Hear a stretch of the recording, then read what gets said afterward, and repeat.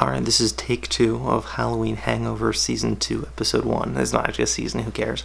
But I explained, I got all this stuff, the exposition of the video, and then the battery immediately went from full to 3 to 2 to 1. I skipped a year. I didn't do any videos on YouTube for a while, and I'm trying to get back into it, just because something very insecure about it. I don't like being filmed. I don't like speaking. I don't like a lot of these things, so it's kind of a healthy little practice for me, even though it is kind of goofy to film myself talking about B horror movies. But this is The Love Witch. I think it's written, directed, and starring the same woman. Really cool.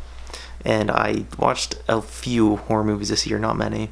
Wasn't into it. I was just rather appreciate the atmosphere of the fall than deal with movies. It could be more like homework. I think that's really a big reason I stepped away from Halloween Hangover as well. It felt too much like homework than a healthy exercise. I kind of lost my feelings. I was just going through the practice of it. But this movie at first did not grab me. And then not even halfway through, very quickly actually, into the film, about half an hour in, it just totally changed, and I loved it. And it's one of my favorite movies I've seen recently. So it begins with the protagonist, the Love Witch, who is fleeing her old town. She murdered her fiance, who leaves her, not at the altar, but basically, and she kills him. And she sets up a new town. Witches in this universe are basically like Muslims. In America, you could say, they're present. There's like a witchcraft store of sorts that she gives her potions to and makes a living selling to. But they're still kind of persecuted. They're still discriminated against. They're still outsiders for sure. It's one of the more interesting aspects of the movie, actually, is how it approaches witchcraft and incorporates it into this world. The world, and when I say this world, it does feel like a different version of reality. I mean, it's heightened. It is set with this 1960s Technicolor aesthetic. It's a very surreal movie in a good way. There's a lot of throwbacks. It's very trendy in horror for the last decade or so. And this one feels very unique. It doesn't feel like it's just aping old styles. It adds enough new to keep it interesting. It doesn't just feel like a movie from 1960s. I don't know what year Rosemary's Baby came out, but it doesn't seem like you're just watching a ripoff of that or something, or just an extended homage. And basically, going back to the plot, the protagonist, or antagonist really, the Love Witch, is going through these men, cycling through them, and finding things wrong with them. So then, instead of ending the relationship, she kills them, or they are so in love with her that they kill themselves out of grief, mourning their love affair. And at the beginning, she meets her landlord. They're going out, they're talking. The landlord's engaged to a man. And it's just the most kind of like on-the-nose satire about love and relationships. It's just not that. I wasn't into it. It wasn't bad. It was just boring. It looked amazing. It's a beautiful-looking movie. The writing just wasn't doing anything for me.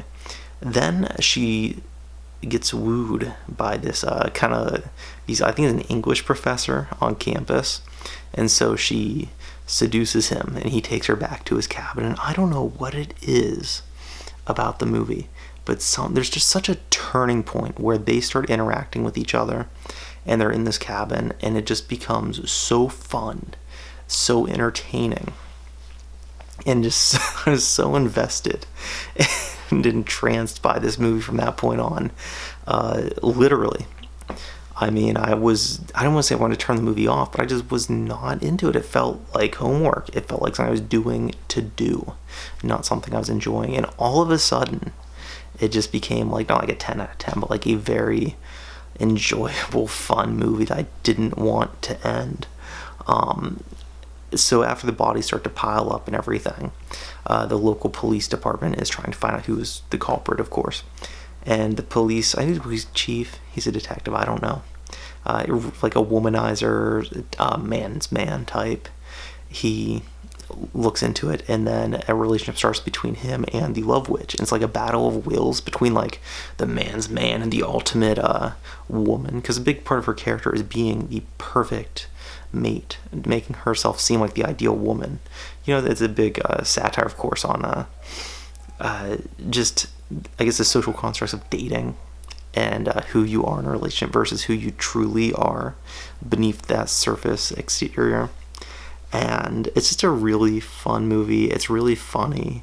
It's got a lot of amazing, amazing shots in it. What reminded me of at points actually was the cinematography and the editing in George Romero's Creepshow. Stuff like that. That just like I personally am so obsessed with the camera stuff that I used to like doing in my own little web series. And no, not this one, but one I did with Renaissance Men. And just such like clever filmmaking, such good, just fun horror, you know? I mean, it's not ever trying to be scary. It's always campy. It's always kind of tongue-in-cheek. But it's really it's just a really good movie. I don't know what else to say about it. I mean, I saw it months ago. I'm doing this on a whim. But I have a few complaints. The runtime, for sure. It should not have been 2 hours. Very few horror films can hold 2 hours. This was no exception. The first half hour of the exposition really takes a while to set up, in my opinion. I think that there's a scene where they go to this kind of fair parade thing. It's very Wicker Man-esque, or Midsummer. What I hear that movie's like. I haven't seen that. And it just drags on, and the cinematography kind of carries the movie as well as the performances. Like, even when it's boring, it's still entertaining for those reasons. But it just could have been edited a little tighter. It really could have. I also don't love some of the witch characters presented in the film, particularly the strange man who's in it, who's kind of this weird pervert type. It's not bad. I really appreciate the scenes with the witches. It shows male and female nudity in a way that's very different than you normally would. It's not, I don't know what the word is exactly. It's not erotic. It's just matter of fact. These people are naked. You see naked men parts, which you normally do not see in a movie, which is exciting, not sexually, but because it's interesting. It's a bold artistic statement that I think comes off very genuine. The ending as well, I see what she was going for with it. I like the ending. It's clever. It's fun. You know, I mean, it's not necessarily a happy ending. I think that it kind of breaks the rules of who one of the characters is in order to achieve it. I think that character makes a decision that's so stupid, and so, like, you know, he makes a decision so that the ending can happen. I'm sorry, I shouldn't have said the gender of the character. That gives it away. But it just doesn't add up to me. It seems a little forced. I think it could have been staged better, even though I think that the actual idea itself is very clever. But honestly, I think this is an absolutely awesome movie. I really enjoy it. I'll probably watch it again. I've recommended it to people already. You know, out of 10, I give like an 8.5. I give it maybe like an A- if I had to. So if you just want something different to check out, I believe it is on Amazon Prime for free.